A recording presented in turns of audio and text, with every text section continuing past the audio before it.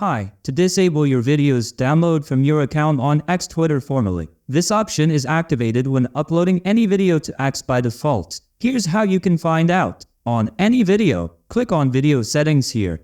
You can see Download Video option here.